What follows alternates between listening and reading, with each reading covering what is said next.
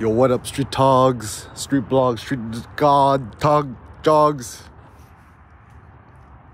real street togs, wear legging compression tights. All right, so some thoughts. Insane ambition. So I think a big thing in today's world is there's a lot of things we could control, a lot of things we can't control, right? One big thing I think we could actually control is the grandeur or the height of our ambition. So what is ambition? Ambition is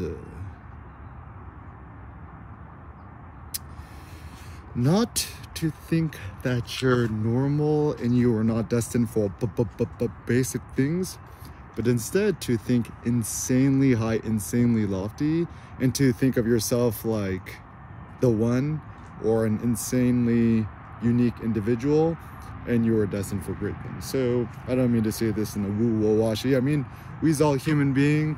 We're all this 99.99% the same DNA.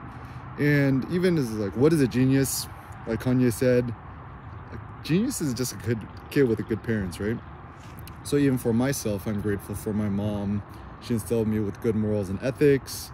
Grateful for all the leaders that took me to where I am today. And now, you know, my thought is, yeah, my ambition is so big, so monstrous, so high that, you know, it's beyond just like base consumerism, blah, blah. It's just like, I want to pioneer and innovate new techniques, approaches, thoughts, methodologies, philosophies to hopefully empower humanity. Yeah, that's my insanely mega monster ambition is, you know, everyone's always like, oh, I want to buy X, Y, and Z. Everyone's like, why don't you just design it yourself? Like even now I'm thinking about designing some sort of fitness workout apparel, you know, thinking about doing some sort of like consulting stuff, consult yourself, consulting myself, designing my own cars, designing my own homes, designing my own luxury apartment, condo concepts, whatever, designing my own gyms and stuff like that. So ultimately, the ultimate power is to just design it yourself, or even come up with the thoughts yourself, right? So even like innovative ideas I have, right? So I hate cars with touchscreens because the longevity of them is quite poor. Just check out an old Tesla Model S, the older model, and see how unresponsive the LCD touchscreens are. And even in the brand new Tesla Model S Plaids and the Model X Plaids, whatever, the touchscreens are just like not that not that innovative. And so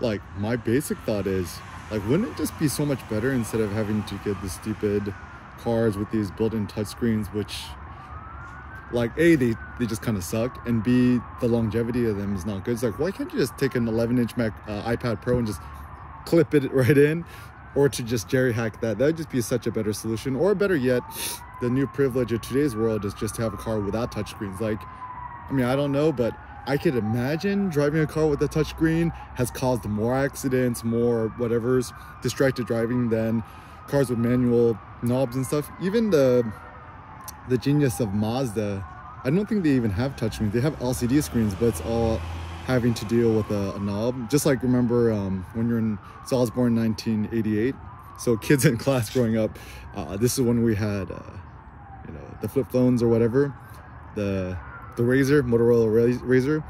You could actually text message someone in class in your pocket without even looking at your hand, because you remember the number system 1 2 3 4 5 6 7, and you'd have to type, like, if you wanted to say A, right, you'd have to press 2, and if you wanted to say G, you had to press 666 or something like that. And so sort of like tactile haptic stuff is actually quite useful. Like, even though, like, you know, Toyotas are definitely not the most sexy cars, simple pragmatic things, like even in the older even in like a Prius, right, like the 2010 Prius onwards, just having just like basic, like, I just want to turn on the air conditioner or the heater or the vent or the cooling. It's just nice to have a physical button to turn on the air conditioning or the heater or the defrost buttons, rather than having to dig through a menu.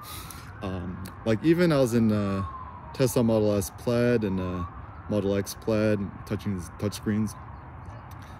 It's like everything is so buried. Like aesthetically, design-wise, I love the concept, but practically speaking, can you imagine you're on the freeway, you know, driving with your kid, and you're just like trying to figure out to do something, you had to dig around through the menus.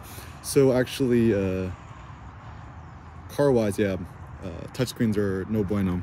So just inherited my mom's old 2009 Hyundai Sonata, and just like currently just like fixing it up and stuff. And I've actually been having a lot of fun.